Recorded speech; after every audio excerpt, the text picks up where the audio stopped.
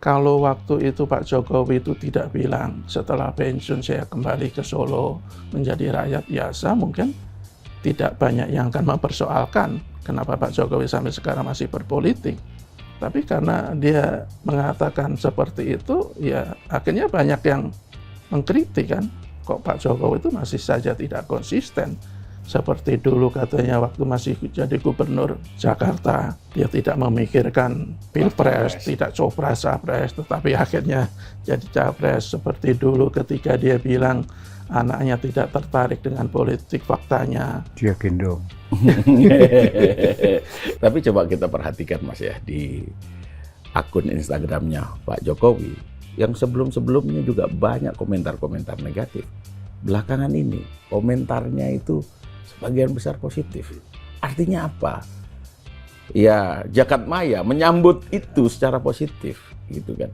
Jangan-jangan sebentar lagi itu akan ada stiker di berbagai tempat gitu, gambar Pak Jokowi, terus ada kalimat enak zamanku toh.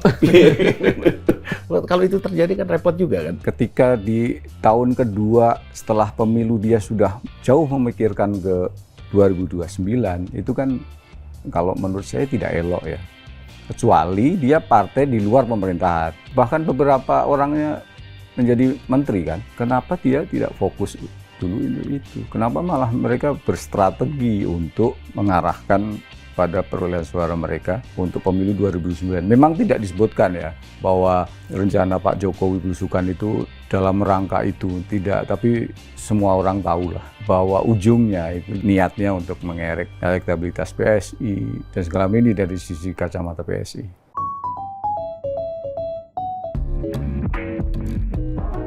Halo Sobat Media Indonesia, salam sehat dan selalu semangat. Senang sekali bisa kembali menjumpai Anda dalam program Ordal, obrolan mendalam bersama orang-orang dalam. Saya Haryanto, Mas Jaka Budi Santoso. Iya Mas. Apa kabar Mas? Alhamdulillah sehat. Semangat? Semangat lah. Semangat. Jangan kalah semangat dong sama Pak Jokowi. Pak Jokowi, yang saya senang lihat Pak Jokowi sekarang gitu. Iya. Nonton bola, teriak. Udah mulai energik lagi. Iya, sehat, alhamdulillah. Karena kalau Pak Jokowi sehat, Pak Jokowi sehat, masyarakat kayaknya juga makin bergairah. Nah, itu dia. Bergairahnya macam-macam kan. Itu dia. Tapi saya sapa dulu, Mas Ahmad Punto. Ya, siap Mas. Yang habis head to head nih sama Gus Yahya, Ketua PBNU. Yahya Khalil Stakuf. Jadi apa ini cerita kemarin itu ketemu Gus Yahya? Ini sudah bisa kita tonton ya di channel YouTube-nya Media Indonesia ya.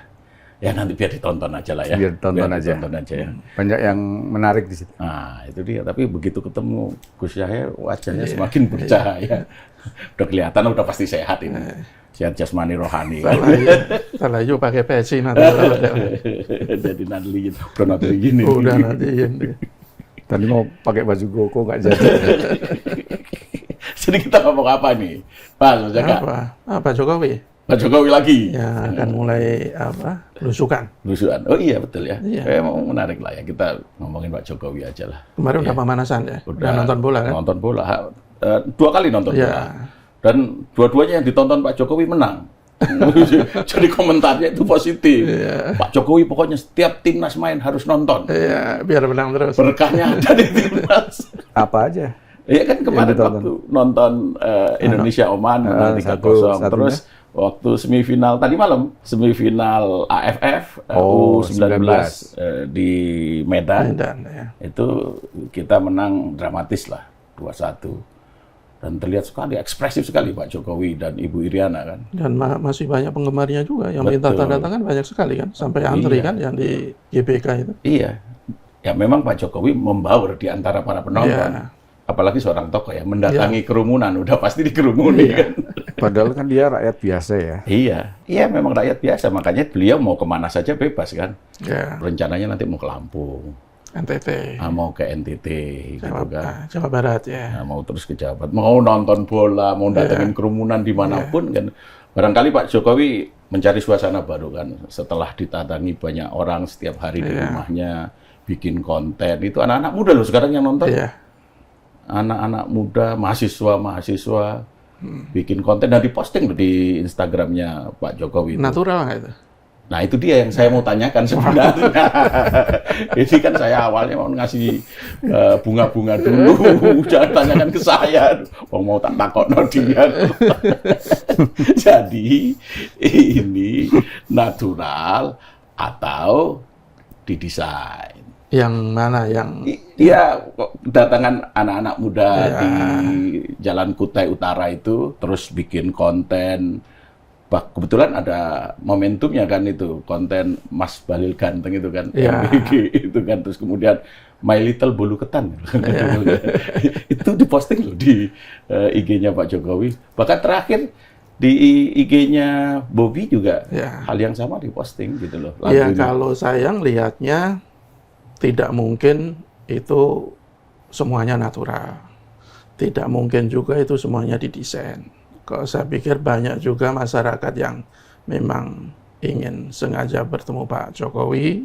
Apapun kan Pak Jokowi itu presiden 2 periode dan selama kepemimpinannya itu oleh sebagian rakyat Indonesia kan dikenal sebagai presiden yang lain daripada yang lain kan. Yang awalnya dia bukan siapa-siapa, dari rakyat kecil, wong desa katanya, akhirnya menjadi orang nomor 1 di negara kita. Jadi bagaimanapun dia masih punya pendukung setia, masih punya loyalitas, masih punya pemuja bahkan. Tetapi kalau kita katakan kok apakah mereka yang datang ke Solo itu semuanya betul-betul natural, kok saya juga agak meragukan karena kan ada beberapa juga kan informasi yang ada pengerahan-pengerahan, ada dikoordinir segala macam, bahkan ada juga yang dulu bilang ke sana itu untuk mendapatkan kaos.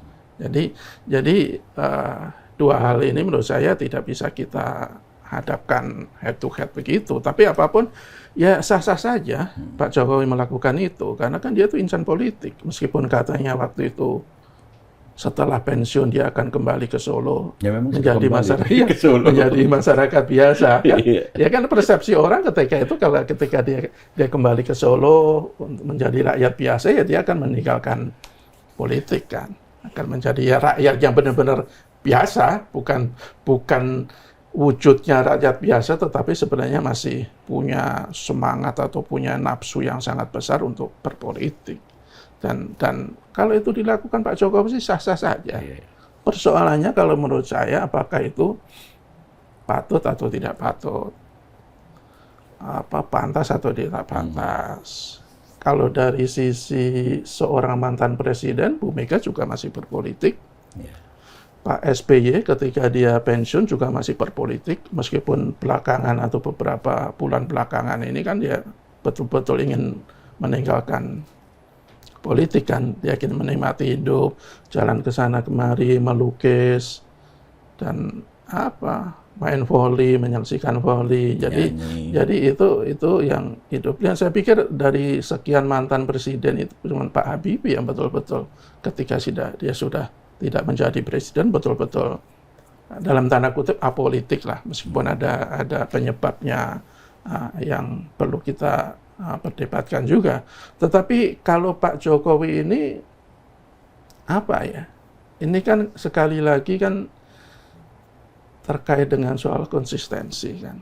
Kalau waktu itu Pak Jokowi itu tidak bilang setelah pensiun saya kembali ke Solo menjadi rakyat biasa, mungkin tidak banyak yang akan mempersoalkan kenapa Pak Jokowi sampai sekarang masih berpolitik. Tapi karena dia mengatakan seperti itu, ya akhirnya banyak yang mengkritik kan, kok Pak Jokowi itu masih saja tidak konsisten. Seperti dulu katanya waktu masih jadi gubernur Jakarta, dia tidak memikirkan Pilpres, tidak copras-capres, tetapi akhirnya jadi capres. Seperti dulu ketika dia bilang anaknya tidak tertarik dengan politik, faktanya Dia gendong.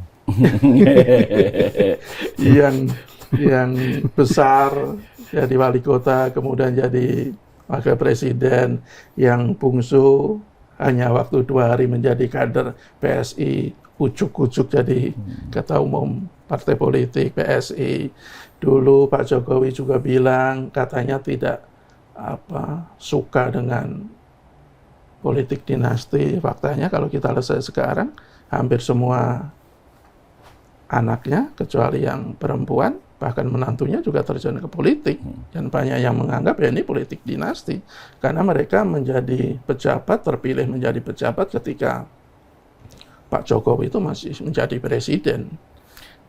Jadi ya inkonsisten ini yang jadi pertanyaan banyak pihak kan. Sorry Mas, kalau melihat fakta-fakta yang tadi disampaikan oleh Mas Jaka, apakah saat ini publik masih peduli atau memang sudah melupakan? Iya, itu lagi-lagi kan persoalan terbesar di masyarakat kita itu kan, ya itu kan gampang lupa, gampang melupakan persoalan-persoalan yang sebenarnya sangat substansial. Ketika Pak Jokowi dulu melakukan beberapa inkonsistensi, mungkin sudah lupa, dan itu yang dilupakan oleh sebagian publik. Saya pikir juga tidak terlalu peduli soal itu. Jadi hal-hal seperti ini mungkin dimanfaatkan betul oleh Pak Jokowi untuk kembali berpolitik aktif.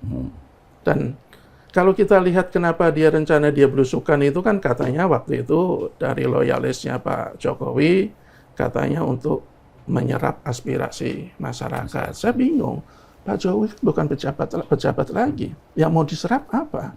Kalau sudah diserap terus mau diapakan aspirasi rakyat itu?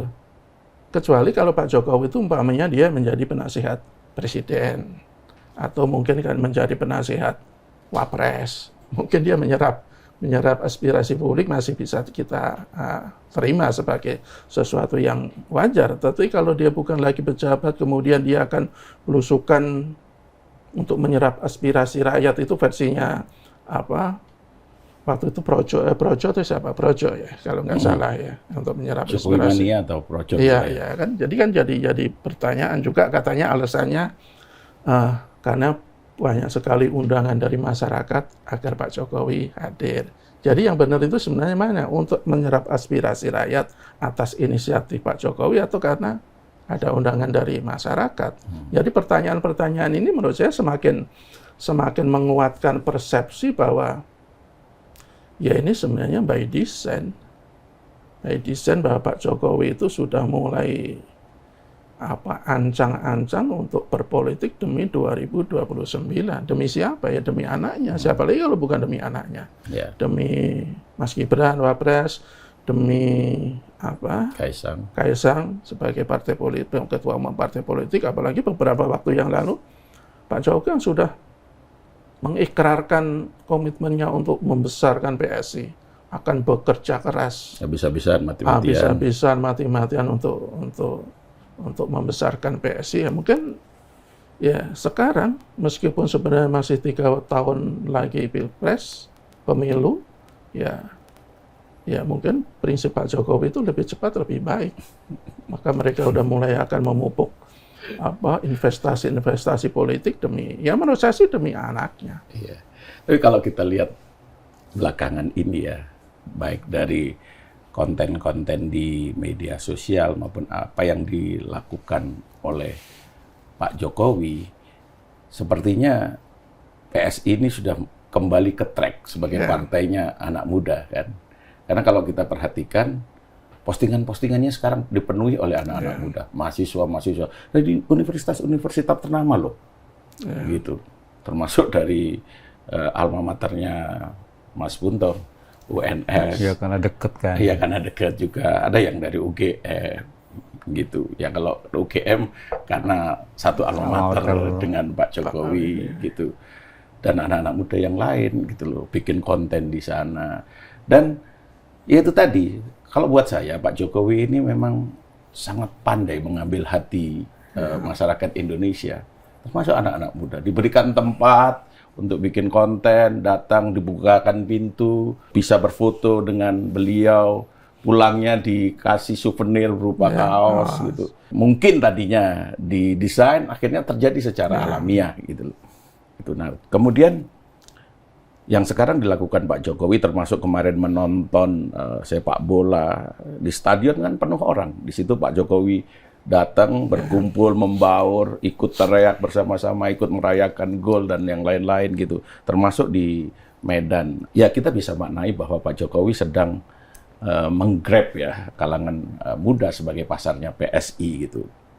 Nah, kemudian terkait dengan rencana Pak Jokowi untuk kunjungan ke berbagai daerah, termasuk ke Lampung, NTT, dan Jawa Barat, seperti yang tadi disampaikan Mas Jaka, apakah itu sebagai upaya untuk konsolidasi partai, konsolidasi relawan, atau yang murni memenuhi undangan dari masyarakat? Ya tiga-tiganya sih Mas. Karena ada ini juga kan sebetulnya ada perdebatan sebenarnya siapa yang menginisiasi ini, PSI atau relawan, dalam hari ini Projo ya. Karena beberapa dari pernyataan dari masing-masing fungsionaris ini, baik PSI maupun Projo, mereka seperti mengklaim bahwa kunjungan Pak Jokowi ke daerah-daerah itu nanti itu atas inisiatif mereka. Kalau PSI kan berdasar dari omongan Pak Jokowi ketika Kongres maupun di Rakernas PSI ya. Bahwa dia siap membantu PSI, siap berkeliling ke 38 provinsi. Tapi Projo juga menyatakan bahwa kunjungan Jokowi atau belusukan Jokowi ke daerah-daerah itu juga atas inisiatif mereka. Jadi saya kira sih memang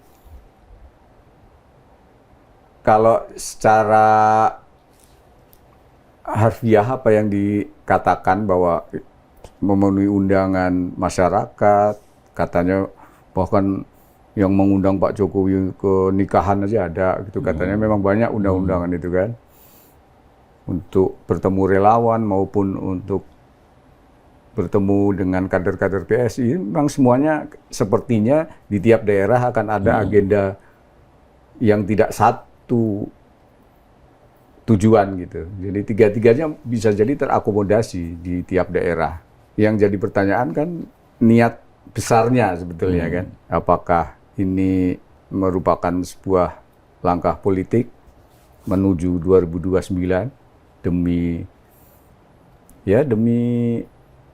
karir politik baik Pak Jokowi sendiri yang mungkin bisa kita katakan ingin tetap menjadi kingmaker katakanlah gitu ya, ataupun karir politik dari anak-anaknya. Karena ada Wapres Gibran yang di 2029 juga punya kans untuk peluang, entah itu RI2 atau bahkan RI1 gitu kan. Juga anak satu lagi terutama yang Kaisang sebagai ketua umum PSI. Tapi kalau buat saya memang popularitas dan magnet Pak Jokowi ini memang masih besar ya. Itu tergambar dari ketika rencana dia untuk belusukan ke daerah-daerah aja, semua membicarakan, termasuk kita nih. Itu magnet, artinya magnet, termasuk di lapisan masyarakat yang bawah gitu, kira-kira gitu. Nah, yang jadi persoalan atau pertanyaan kan, apakah magnet yang dimiliki Jokowi itu akan berkorelasi nantinya, kalau ini niatnya PSI untuk itu, apakah akan berkorelasi dengan ke elektabilitas terhadap partai yang mengendorse Pak Jokowi. Nah, itu jadi pertanyaan. Karena ketika pemilu 2024 pun kan Kaisang terpilih ketika Pak Jokowi masih presiden. Artinya sebetulnya secara tidak langsung juga Jokowi itu ketika menjadi presiden sudah memberi dukungan kepada PSI, tapi nyatanya suara juga tidak terlalu signifikan. Naik sih, tapi hanya berapa persen kan. Jadi akhirnya tidak bisa memenuhi parliamentary threshold. Kalau dari kita lihat 38 provinsi di pemilu 2004 itu, yang perolehan di tiap provinsi PSI yang lebih dari 4% mungkin hanya beberapa, termasuk Jakarta. Jakarta paling tinggi ya. Bali kalau tidak salah. Bali atau Jadi Jawa Tengah. Jadi secara rata-rata akhirnya secara nasional mereka tidak bisa melebihi 4%. Ya, jadi itu kalau kan banyak pertanyaan, apakah magnet Jokowi masih pengaruh gitu. Ya mungkin secara ini pengaruh, tapi kalau terhadap elektoral, elektabilitas partai yang dia usung, ya belum tentu. Ya. Tapi ini mungkin ikhtiar PSI ya. Saya kira fine-fine aja. Ikhtiar PSI yang mungkin ingin lolos parlemen pada pemilu 2029. Ya. Jadi terkait hasilnya ya kita lihat nanti. Ya, sebagai fakta PSI kan memang tidak lolos pada pemilu Ya. 2024. Suaranya 2,8 ya. 2,8 ya. Hampir 3. Padahal waktu itu sudah habis-habisan ya. Sudah menjual nama Jokowi, sudah melakukan berbagai macam strategi untuk merebut suara rakyat, tetapi tidak lolos juga ke Senayan gitu. Nah, yang sekarang dilakukan oleh Pak Jokowi dengan merangkul anak muda, dengan belusuan ke berbagai daerah, apakah itu nanti akan efektif untuk PSI ketika Pak Jokowi saat ini sudah tidak menjabat sebagai presiden gitu. Ya. Jadi kalau dukungan terhadap partai politik itu kan ada banyak faktor yang mempengaruhi ya. Ya salah satunya soal figur. Ya mungkin di kalangan sebagian masyarakat Indonesia, Pak Jokowi itu masih menjadi figur yang disukai. Tetapi saya pikir kalau dalam kasus PSI kok belum tentu itu akan berhubungan langsung dengan tingkat keterpilihan PSI nanti. Karena partai politik itu kan kalau di negara kita itu juga sudah terkapling-kapling kan. Banyak masyarakat yang secara emosional itu sudah punya ikatan yang sangat kuat terhadap tiap-tiap partai. Kayak Golkar segala macam. Golkar itu dulu meskipun ketua umumnya menjadi terpidana kasus korupsi, toh di pemilu masih Besar percaya, nilai suaranya masih sangat tinggi. Kemudian juga ada beberapa partai Demokrat misalnya, ketika dia kena hantaman luar biasa soal kasus korupsi Nasaruddin Anas Urbaningrum itu, memang turun tapi dia masih banyak juga yang memilih gitu. Nah, kalau faktor PSI itu menurut saya kok agak lain ya. Pertama kan dari awal mereka itu kan sebenarnya ingin menjadi partai yang berbeda dengan partai-partai lain. Progresif. Partai anak muda lah. Partai anak muda, anti korupsi, anti intoleransi, bahkan anti poligami, segala macam. Tapi faktanya dari 2 kali pemilu ya, 2019, 2024 dia belum mampu mendobrak ikatan-ikatan yang sudah begitu kuat mengikat sebagian masyarakat terhadap partai-partai lama. Dan ini menurut saya bukan pekerjaan yang mudah, meskipun nanti Pak Jokowi terlibat langsung. Menurut saya juga tidak gampang mereka akan melejit suaranya. Tetapi apakah nanti dia bisa ke parlemen? Kalau masih parlemen threshold-nya itu masih 4%, kok menurut saya peluang itu masih ada. Apapun Pak Jokowi masih banyak lah yang mengikuti dia. Tetapi kalau nanti diusulkan 7% ya? Diusulkan 7%, kok saya pikir menurut saya kok hampir mustahil. Apalagi sekarang di internal PSI sendiri kan juga ada indikasi keretakan kan antara elit-elit lama dan elit-elit baru. Dan kok saya melihat Pak Jokowi itu mulai condong ke elit-elit yang baru kan. Kalau kita lihat secara kasat mata, beberapa kali kayak Pak Ahmad Ali, Pak Bestari Barus yang merupakan elit-elit baru yang di internal PSI kabarnya juga mulai tidak disukai oleh elit-elit lama, itu kan beberapa kali diterima oleh Pak Jokowi di kediamannya. Tapi Jadi, jangan salah, Pak Jokowi ini pemain politik nah, yang ya, ulung gitu. itu makanya itu kan kita lihatnya dari panggung depan ya, Iya. mungkin di panggung belakangnya juga ada situasi yang berbeda. Tetapi kalau pertanyaannya apakah nama Pak Jokowi itu berpengaruh terhadap PSI nantinya, kok saya pikir iya. Tapi kalau pertanyaan selanjutnya apakah pengaruhnya itu sangat besar untuk mendongkrak PSI, menurut saya masih perlu waktu untuk kita menyimpulkannya. Nanti kita lihat dinamika yang terjadi dalam beberapa tahun ke depan, apakah ada hal-hal yang positif yang dilakukan oleh Pak Jokowi terhadap PSI atau tidak. Kalau ada hal-hal positif, umpamanya tadi belusukan itu begitu banyak atau masyarakat itu tuh sangat antusias, mungkin itu tanda-tanda bahwa pengaruh Pak Jokowi itu bisa diharapkan terhadap PSI. Tetapi kalau nanti yang datang itu ya banyak tetapi tidak terlalu banyak, ya mungkin itu tanda-tanda bahwa Pak Jokowi juga sudah mulai memudar. Tadi betul Mas Bunto, ada pertanyaan begini, ketika dia masih aktif aja tidak bisa mendongkrak PSI, apalagi setelah pensiun, yang tidak bisa lagi mengendalikan sepenuhnya segala sumber daya negara.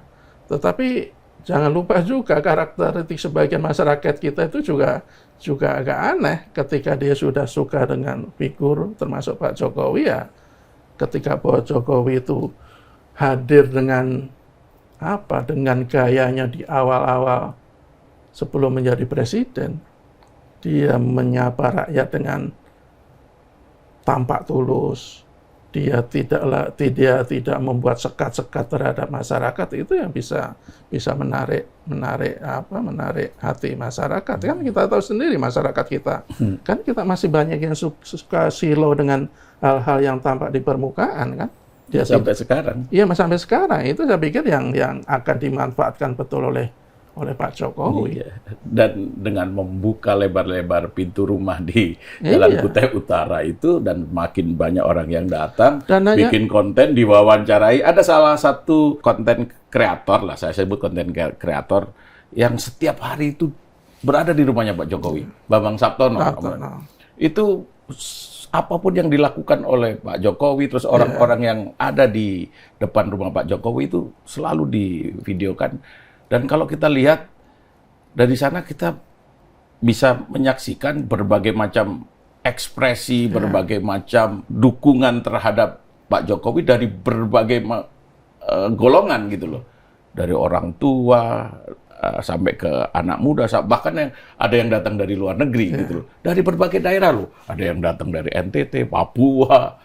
Dan itu kan hanya Pak Jokowi kan yang buka pintu rumahnya. Nah, itu dia. Kan? Itu. Jadi ya itu memang menurut saya sih sebuah strategi yang efektif. Iya, gitu efektif karena karakter masyarakat, sebagian masyarakat kita itu ya seperti itu. Itu dia, gitu loh.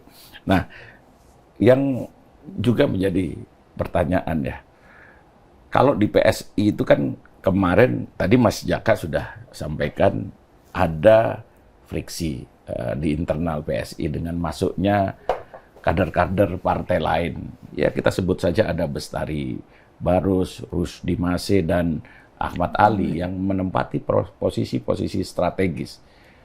Kan beberapa bulan lalu itu kan mereka terlihat sangat dominan ketika Ade Armando. Nah, itu kan suaranya yang keluar adalah suara dari tokoh-tokoh tersebut gitu. Nah, sekarang saya perhatikan sudah mulai bergeser lagi nih. Valdo Maldini sudah mulai tampil di televisi gitu. Terus saya tidak melihat Ahmad Ali, Rusdi Mase, dan Bestari Barus itu menyampaikan statement gitu. Ya paling tapi tidak di televisi ya. Iya, terakhir Bestari Barus saja ya. Gitu. Itu. Apakah strategi ini sudah mulai berubah atau ya itu terjadi secara alamiah saja gitu? Kalau saya mengasumsikan ini di tubuh PSI itu mungkin tidak ada friksi ya. Jadi bisa jadi itu strategi. Yang jadi concern saya malah justru ini terkait dengan rencana belusukan Pak Jokowi ini. Jadi kalau kita hitung dari pemilu ke pemilu sebelumnya di 2024, yang berikutnya 2029, sekarang 2026, lebih dekat ke pemilu 2024, masih jauh ke 2029. PSI saat ini adalah salah satu partai pendukung pemerintah, ya kan? Di masa saat ini 2 tahun setelah pemilu, menjelang 2 tahun setelah pemilu ini ya, setelah pelantikan, itu kan sebenarnya masa-masa untuk pemerintah mengeksekusi apa yang mereka janjikan di pemilu. PSI sebagai salah satu pendukung mestinya bergerak di dalam situ, gitu loh. Ketika di tahun kedua setelah pemilu dia sudah jauh memikirkan ke 2029, itu kan kalau menurut saya tidak elok ya. Kecuali dia partai di luar pemerintahan, gitu. Ini dia masih di luar pemerintahan. Ketika bangsa ini sekarang menghadapi banyak masalah, tekanan internal, eksternal segala macam, PSI kan harusnya fokus karena dia menjadi, bahkan beberapa orangnya menjadi menteri kan.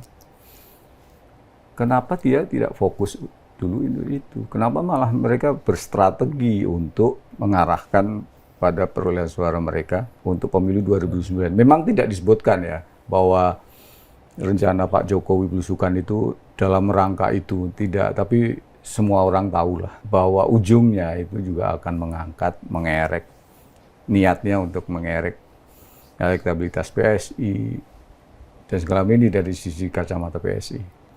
Jadi saya kira ini patut dipertanyakan kepada PSI. Jadi ketika dukungan mereka kepada pemerintah yang katanya all out juga gitu di awal, kenapa belum setengah pemerintahan ini berjalan, mereka sudah agak lari nih. Apalagi kalau misalnya ya, ada niat lain, misalnya PSI ini nanti akan mengangkat Mas Gibran untuk menjadi RI 1, itu misalnya. Itu kan juga lebih ini lagi ketika mereka sekarang di bawah pemerintahan Presiden Prabowo, tapi malah mereka sudah ngusung-ngusung misalnya, mulai ancang-ancang untuk calon yang lain misalnya, walaupun kita nggak tahu itu. Tapi saya kira ini kalau berstrategi untuk 2009 untuk PSI, saya kira ini tidak pada tempatnya, saya kira mestinya ya, kecuali memang mereka mungkin pusing sekali untuk karena 2 kali nggak lolos dan dikasih target, apalagi di sekarang pembahasan revisi undang-undang pemilu, ambang batas parlemen juga kemungkinan akan dinaikkan. Naik menjadi 7%. Mereka harus sejak awal ini menabuh genderang perang politik gitu ya. Ya tapi ya itu tadi, paling nggak setengah pemerintahan ke sana lah, atau 2 tahun terakhir oke lah. Ini baru belum berjalan 2 tahun kan. Tapi ternyata di pendukung-pendukung Pak Prabowo sebagai presiden ternyata sudah mulai bermain kanan kiri. Ia menjadi tidak elok lagi kalau memang seperti itu ya. Karena saat ini kan pemerintah sedang menghadapi berbagai macam persoalan kan. IHSG turun drastis sampai ke level 5.400-an hari ini gitu. Ketika kita tapping pagi ini gitu. Terus kemudian nilai tukar rupiah terhadap dolar juga sudah tembus 18.000 rupiah, dan itu terlemah sepanjang sejarah kan, gitu kan. Terus dampak dari perang Iran, Amerika dan Israel kemarin itu harga minyak kan menjadi naik sehingga berdampak pada yang lain-lain. Melemahnya nilai tukar rupiah juga kan berdampak juga kepada kebutuhan-kebutuhan pokok yang menjadi jantungnya masyarakat kelas bawah sekalipun, masyarakat desa gitu kan. Nah, ya seharusnya sebagai partai pendukung yang loyal kepada pemerintah, ya direm dulu lah, kita bersama-sama mengayu bagyo membantu pemerintah untuk menyelesaikan persoalan ini gitu loh. Tetapi apapun kan yang namanya politik itu kan the art of possibility kan, itu melihat ini sebagai peluang kan. Kebetulan saat ini kepercayaan masyarakat terhadap pemerintah kan sedang diuji ini. Nah, ya bisa dikatakan sedang diklaim juga kan, gitu kan. Makanya banyak juga yang kemudian menerjemahkan bahwa ini adalah kesempatan Pak Jokowi untuk menaikkan popularitasnya lagi gitu, apapun jalannya kan, gitu kan. Ya kalau saya begini, makanya pihak Jokowi ya, pihak Pak Jokowi, apakah itu PSI, apakah itu relawan, apakah itu ya timnya lah, itu kan dia menyangka bahwa rencana belusukan Pak Jokowi adalah kegiatan politik kan. Kan banyak yang bilang ini hanya sekedar ingin kembali dekat dengan rakyat, menyerap aspirasi rakyat, mendengarkan keluhan rakyat. Tetapi begini, kalau seorang pensiunan guru SD misalnya, dia setelah pensiun beberapa waktu kemudian keliling kampung lah, ya pasti pasti semata-mata hanya untuk tujuan silaturahmi. Tetapi ketika seorang mantan presiden yang belum lama dengan berapi-api menyatakan akan mati-matian membesarkan PSI, kemudian dia belusukan, apakah itu hanya sekedar silaturahmi? Kok menurut saya sih tidak. Itu adalah sebuah kerja, nyata-nyata kerja. Kerja apa? Ya kerja politik. Kerja politik yang paling bagus adalah turun ke bawah. Dan itu disadari betul oleh Pak Jokowi. Apalagi sekali lagi karakter sebagian masyarakat kita itu kan ya masih silau dengan hal-hal seperti itu. Dan itu akan terus dimanfaatkan oleh kupunya Pak Jokowi, timnya Pak Jokowi. Dan betul bahwa pertama begini, tadi saya bilang sebenarnya mantan presiden kunjungan ke daerah, ketemu rakyat itu bukan sesuatu yang aneh. Seorang mantan presiden itu berpolitik itu juga bukan sesuatu yang dilarang. Sah-sah saja, karena dia punya hak politik juga. Cuman yang dilakukan Pak Jokowi itu ya pertama karena dia tidak konsisten, yang kedua ya tadi, kenapa sih harus dilakukan ketika pemilu itu masih lama? Kenapa sih harus dilakukan ketika negara itu butuh kepedulian semua pihak untuk menghadapi situasi yang sangat tidak baik-baik saja seperti sekarang ini? Itu yang dipertanyakan publik ya.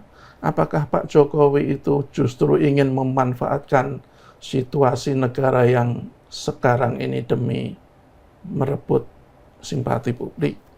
Itu kan pertanyaan-pertanyaan yang harus dijawab juga oleh kubunya Pak Jokowi. Karena betul semestinya ketika negara kita dalam situasi yang sekarang, sebenarnya semua pihak mengesampingkan dulu tujuan-tujuan politik, interest pribadi, karena apalagi betul tadi Mas Punto bilang PSI itu adalah partai pemerintah, Pak Jokowi itu adalah pendukung atau bahkan yang kalau bisa dikatakan yang mengendorse Pak Prabowo. Kalau kemudian negara kita seperti sekarang, ketika Pak Prabowo itu menjadi sasaran kritik kalau di media sosial itu luar biasa keras kan, dibully habis-habisan, ya semestinya ya urungkan dulu lah keinginan untuk berpolitik demi memupuk elektoral pemilu yang masih 3 tahun lebih. Itu semestinya yang dilakukan oleh Pak Jokowi. Tidak harus kemudian belusukan dengan rupa-rupa alasan yang sebenarnya ya satu tujuan lah. Semua publik juga bisa menyimpulkan ini kan tujuan-tujuan politik. Apalagi kalau bukan untuk membantu Mas Gibran yang masih digadang-gadang untuk berkontestasi di Pilpres 2009 yang katanya Pak Jokowi kan sudah jauh-jauh hari menyatakan mendukung Pak Prabowo Gibran itu 2 periode. Apalagi kalau bukan kepentingan Mas Kaisang sebagai ketua umum partai politik yang masih bergantung dengan kekuatan di luar kemampuan dia sendiri. Jadi publik saya pikir gini, menurut saya tidak perlu pura-pura bahwa kegiatan inilah sesuatu yang netral. Ini pasti tidak netral, ini pasti parsial, ini pasti ada tujuan politik. Ya kira sih. Tapi coba kita perhatikan Mas ya, di akun Instagramnya Pak Jokowi, yang sebelum-sebelumnya juga banyak komentar-komentar negatif. Belakangan ini, komentarnya itu sebagian besar positif. Artinya apa? Ya, jagat maya menyambut itu secara positif. Gitu kan. Jangan-jangan sebentar lagi itu akan ada stiker di berbagai tempat gitu, gambar Pak Jokowi, terus ada kalimat enak zamanku toh. Kalau itu terjadi kan repot juga kan. Makanya kan ada tuduhan ini jangan-jangan ingin menunjukkan bahwa negara itu benar-betul ada matahari kembar kan? Iya, Karena itu ada beberapa pihak akhirnya yang menuding seperti itu. Iya, nah makanya yang ingin saya sampaikan adalah yang dilakukan oleh Pak Jokowi saat ini itu memang dampaknya cukup positif. Yeah. Strateginya itu berhasil untuk merebut hati sebagian publik lah ya. Yeah. Karena banyak juga publik yang tidak setuju, tidak respect juga gitu. Tapi strategi mendatangi kerumunan, membuat konten-konten yang bisa menggait anak muda, itu konten-konten yang dilakukan di depan rumahnya Pak Jokowi itu banyak yang FYP loh di TikTok. Iya. Iya, dan saya perhatikan ya komentarnya cukup positif. Artinya saya tidak tahu apakah ini ada yang salah di negeri kita ini atau memang yang dilakukan oleh Pak Jokowi itu jangan-jangan banyak yang salah menilai gitu loh. Ternyata mau faktanya efektif kok. Menurut saya kalau kita lihat itu menjadi sebuah persoalan yang cukup serius gitu loh. Nah, tapi saya mau tanyakan ke Mas Punto nih, strategi yang dilakukan oleh Pak Jokowi saat ini itu sejatinya untuk kepentingan beliau pribadi kah? Untuk kepentingan PSI kah? Atau memang ada, ya kalau kita lihat apakah ini bermanfaat untuk pemerintahan kan ya tidak ada gitu loh. Jadi seperti apa? Kita nggak tahu isi hati orang sebenarnya. Iya, Cuma betul. kalau menurut Tapi saya kan kita bisa lihat gejalanya kan. Kita tidak bisa melepas Pak Jokowi itu sebagai tokoh politik. Iya. Tokoh politik itu satu. Yang kedua, kalau kata Henry Satrio kalau nggak salah, Pak Jokowi itu memang terlahir menjadi jago pencitraan memang. Untuk saat ini tuh pencitraannya lebih dari Pak Jokowi itu kayak, kalau menurut dia tuh belum ada gitu. Nah, satu lagi, ketika itu dimulai dari sekarang pada saat pemerintah sedang dalam situasi yang cukup sulit ya saat ini, itu elok atau tidak? Nah, itu yang kalau soal elok tidak elok kan saya udah sampaikan tadi ya. Jadi bahwa ketika kalau ini mengusung apalagi PSI misalnya, ya tanpa harus diucapkan apapun yang dilakukan Pak Jokowi saat ini kan berkorelasi lah dengan apa yang dilakukan PSI. Karena kan selain dia sudah berbicara dengan lantang terkait dia siap mati-matian membantu PSI, kedua juga dia memang menjadi patron PSI. PSI itu diakui oleh semua pengurus. Ketiga, dia juga ketua umum PSI juga anak bungsunya kan. Makanya apa yang dilakukan Pak Jokowi kita tidak bisa lepas juga dari PSI, walaupun ada kelompok relawan juga yang mungkin akan mengklaim sebagai pemilik Pak Jokowi gitu ya. Artinya seperti yang saya bilang tadi, ketika PSI itu menjadi bagian dari pemerintah dan sekarang sudah melakukan manuver-manuver yang untuk kepentingan politik mereka di pemilu yang akan datang, saya kira tidak elok. Dan itu yang justru akan menjadi dipertanyakan banyak masyarakat seperti bicara Mas Jaka tadi. Terus satu lagi juga ada yang menarik kan sebenarnya dari kunjungan Pak Jokowi ini kan. Saya sempat mendengar dari fungsionaris Projo itu siapa? Freddy Damanik. Bahwa salah satu tujuannya itu untuk memberikan motivasi atau memastikan keberlanjutan program-program pemerintah. Nah ini yang lucu kalau menurut saya. Kalau kita lihat program-program Pak Prabowo saat ini, itu kan ternyata berbeda fokusnya dengan program-program Pak Jokowi ketika jadi. jadi. Artinya keberlanjutan tuh ada tapi nggak dari sisi program ya. Ya katakanlah apa yang sekarang tiga menjadi andalan Pak Prabowo itu kan MBG, Koperasi MBG, Merah Putih, sama Sekolah Rakyat. Rakyat dan beberapa itu bukan menjadi prioritas Jokowi yang waktu itu, misalnya infrastruktur dan IKN dan segala macam. Artinya kalau memang mau memastikan keberlanjutan, ya bukan ke masyarakat, apalagi dia ada di kubu yang mendukung pemerintah. Yeah. Kan dia hubungan dengan Pak Prabowo dekat. Kenapa nggak dipertanyakan atau berdiskusi aja dengan Pak Prabowo gitu kan, misalnya gitu kan. Jangan malah mengadu atau curhat ke masyarakat dengan alasan mau menyerap aspirasi, tapi bisa jadi nanti isinya curhat itu. Tidak menutup kemungkinan ya. Yeah. Bahwa ternyata program-program saya tidak diteruskan. Nah, kalau ini kan akhirnya bisa memicu kegaduhan baru, karena pemerintah saat ini pasti juga nggak akan terima kalau itu yang terjadi gitu. Jadi menarik sih ini, artinya.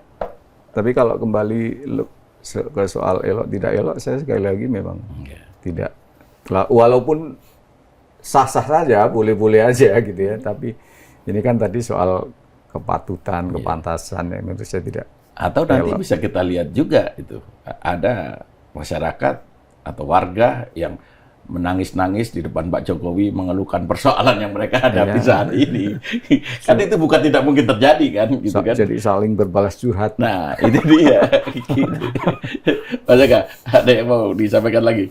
Cukup ya. Cukup Cuman ya? mungkin gini, mungkin publik dengan apa yang dilakukan Pak Jokowi itu, sebenarnya publik harusnya semakin cerdas ya. Iya. Ketika kita memilih atau memandang seorang pemimpin, itu pemimpin kuat karena diri dia sendiri atau karena orang lain.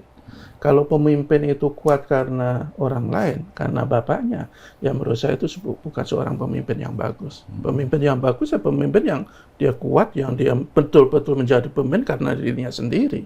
Bahwa pengaruh-pengaruh dari luar itu penting, itu iya. Tetapi kalau kemudian bergantung pada, benar-benar bergantung, benar-benar mendasarkan kekuatan itu pada orang lain, kepada bapaknya, kok menurut saya itu bukan pemimpin yang bagus. Itu aja. Sebenarnya kalau di satu sisi ini justru menunjukkan betapa lemahnya seorang Gibran, betapa lemahnya seorang Kaisang, sehingga bapaknya sampai sekarang pun masih harus turun tangan. Saya kira itu. Ya, atau jangan-jangan memang itu kemauan Pak Jokowi sendiri ya, kan, gitu. Apalagi kalau itu kemauan kan? Pak Jokowi ya, Masih kita nggak bisa bilang ingin apa lagi. tetap berada di orbit perbincangan publik, masih ingin tetap menjadi kingmaker kan. Iya. Mau ditambahkan lagi? Cukup, Mas. Cukup ya? Oke, baik Sobat Media Indonesia. Demikian perbincangan kami, semoga bermanfaat. Salam sehat.